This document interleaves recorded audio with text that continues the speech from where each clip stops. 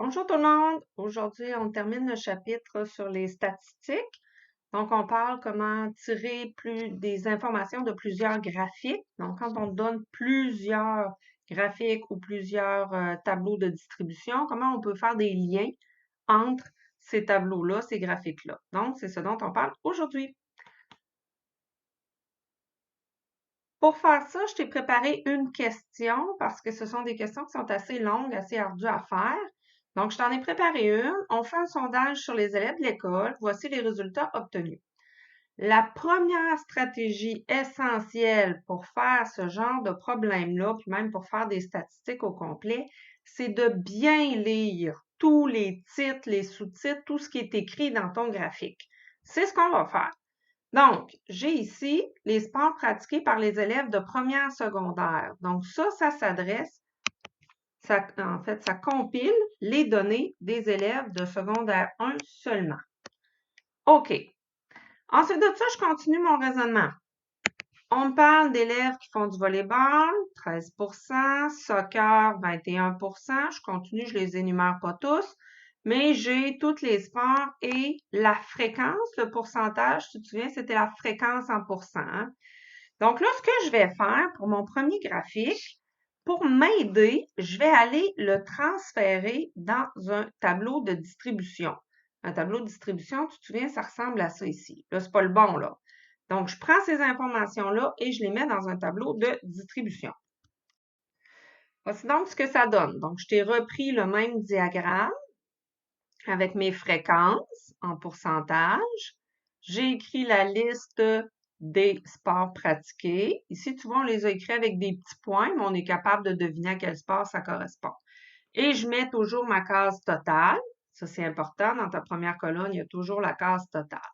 Maintenant, j'ai les pourcentages. Est-ce que je suis capable de compléter d'autres cases à partir des informations que j'ai? Pour l'instant, la seule que je serais capable de compléter, c'est celle-là, qui est 100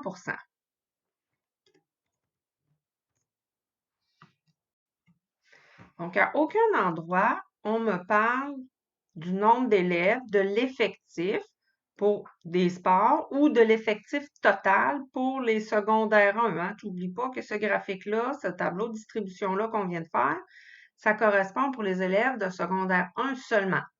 Donc, pour l'instant, je ne peux pas aller plus loin. La seule chose que je peux faire, c'est compléter le 100 Je reviens donc à notre question. Donc, on a travaillé avec ce diagramme-là. On va aller voir qu'est-ce que ça dit dans ce tableau de distribution-là. Répartition des élèves de l'école selon leur niveau. Ça, c'était pour les secondaires 1. Ça, c'est pour toute l'école. Qu'est-ce que je comprends de ça? Donc, dans mes élèves de l'école, il y a des secondaires 1. J'en ai 11 de tous les élèves qui sont en secondaire 1. 12 de tous les élèves de l'école sont en secondaire 2 et ainsi de suite. Total, forcément, il y a un 100 là, mais je n'ai pas d'autres informations jusqu'à maintenant. Je vais aller lire le petit paragraphe. Combien d'élèves de secondaire 1 pratiquent le basketball? Oh, attends un peu, là, j'ai une information. Ce que je dois trouver, c'est le nombre d'élèves de secondaire 1 qui pratiquent le basketball. Fait que là, je vais aller mettre cette case-là en couleur. Là, attends-moi un petit peu. Tiens, je te l'ai mise en rouge. C'est mon objectif, c'est ce que je dois trouver. Mais pour l'instant, je ne suis pas capable de l'atteindre. Il me manque un autre nombre. Fait qu'on retourne voir plus loin. Donc, les élèves de secondaire 1 qui pratiquent le basketball, si j'ai 74 élèves en secondaire 3. Donc là, je suis capable d'aller mettre un 74 dans cette case-là. Et là, ça va m'aider pour la suite. Donc, je viens d'écrire 74 élèves. Ça, c'est un nombre de personnes. Ça correspond à 20 de toute l'école qui sont en troisième secondaire. Mais moi, ce qui m'intéresse, là, ce qui me permettrait de poursuivre mon travail, c'est d'avoir un autre nombre dans cette colonne-là, d'être capable d'avoir une référence pour les secondaires 1. Est-ce que, avec mon 74, mon 20 je serais capable d'aller chercher le nombre de secondaire 1? Donc, on va se mettre de la couleur pour nous aider à comprendre. Donc, je t'ai mis 4 cases en vert. Ces 4 cases-là, on va pouvoir s'en servir pour faire un produit des moyens égal au produit des extrêmes. Ça, c'est la méthode rapide que je te montre. Certains élèves pourraient dire, ben mon 74 élèves, qui correspondent à 20 pourraient me permettre de trouver le nombre total d'élèves dans l'école. Là, tu le vois, je l'ai mis en blanc. Mais, ce que je veux te montrer, c'est le chemin rapide. Donc, tu n'es pas obligé de trouver le nombre total d'élèves. Tu peux directement passer par le nombre d'élèves de secondaire 1. Pour faire mon produit des moyens égal au produit des extrêmes, j'ai besoin de 4 cases qui sont réparties, là, écoute bien mes mots puis regarde bien la souris, qui sont réparties sur 2 lignes et sur 2 colonnes. Je ne pourrais pas avoir, je vais te montrer ça, comme ça ici. Si tu regardes, mes cases vertes sont réparties sur 3 lignes. Donc, je ne pourrais pas faire un produit des moyens égal au produit des extrêmes. Les détails de ça, on va mieux les approfondir en secondaire 2. Donc, ça me prend 4 cases réparties sur 2 colonnes, 2 lignes. Donc, on avait ça.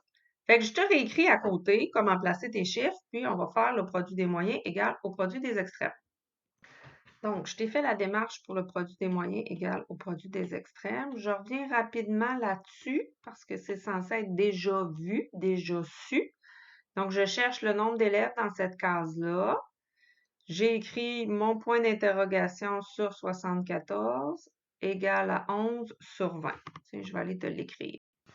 Donc, notre fraction de départ, je fais le produit des extrêmes, ce qui me donne ça ici, égal au produit des moyens, ce qui me donne ça.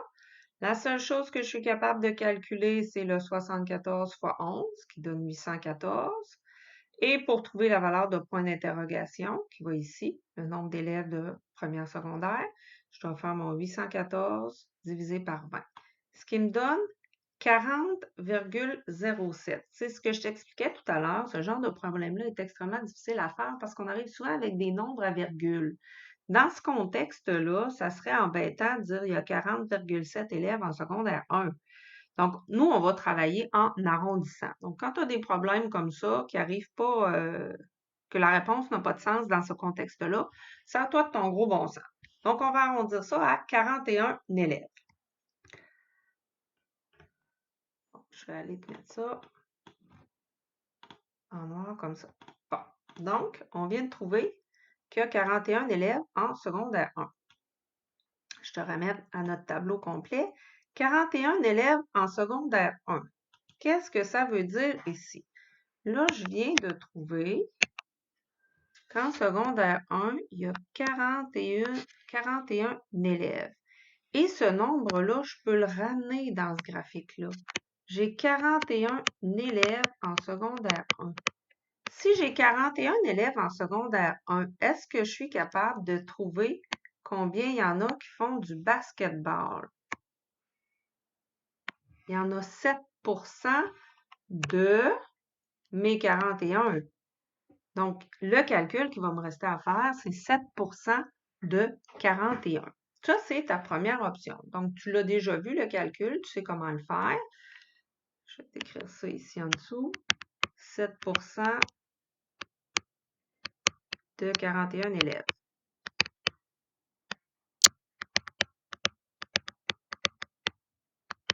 Donc, ça nous ramène à ce calcul-là. Mais on peut aussi le faire, encore une fois, dans notre tableau de distribution avec le produit des moyens égal au produit des extrêmes. On va aller voir qu'est-ce que ça donne.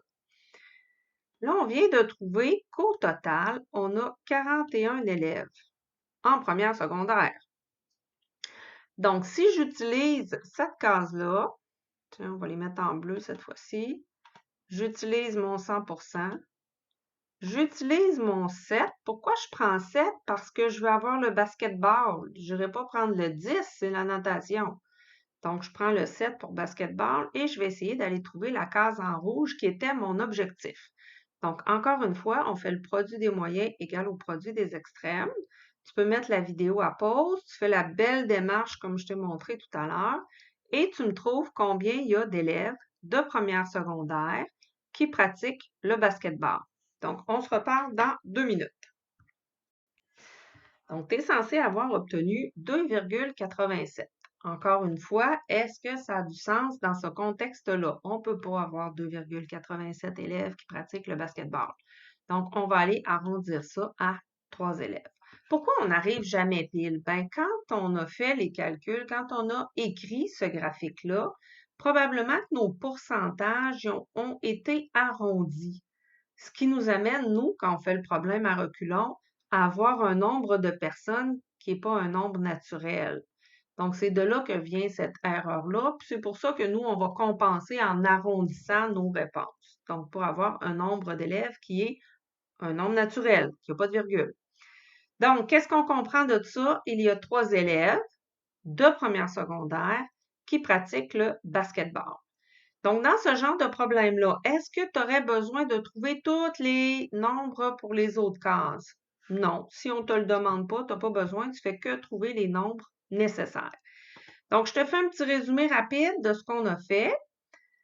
D'abord, on est allé écrire qu'il y avait 74 élèves en troisième secondaire.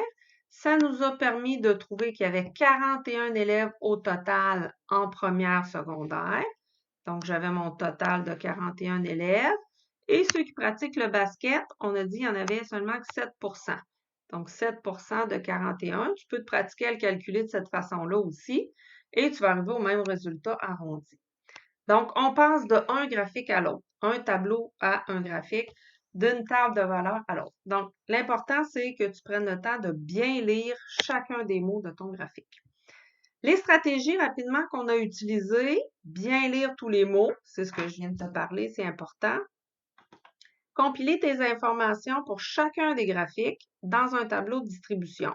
Donc, que tu as un diagramme à bande à ligne brisée, transfère tout de suite ça dans un tableau de distribution. Puis, tu complètes forcément les cases selon les informations qu'on te donne. Les 100 tu peux les mettre. S'il y a des valeurs écrites dans le texte, comme c'était le cas pour nous, ben, tu peux les rajouter dans ton tableau aussi. Et dernière chose, tu complètes ton tableau de distribution à l'aide du produit des moyens égal au produit des extrêmes. C'est souvent comme ça que ça termine. Donc, tu peux prendre en note dans ton cahier les 3 stratégies, refaire le diagramme au complet, le tableau de distribution, ça va peut-être faire beaucoup, mais si ça t'aide à mieux comprendre, ben, tu mets la vidéo à pause et puis tu les prends en note. Donc, ça complète ce qu'on avait à faire pour aujourd'hui. Je te souhaite un très beau travail.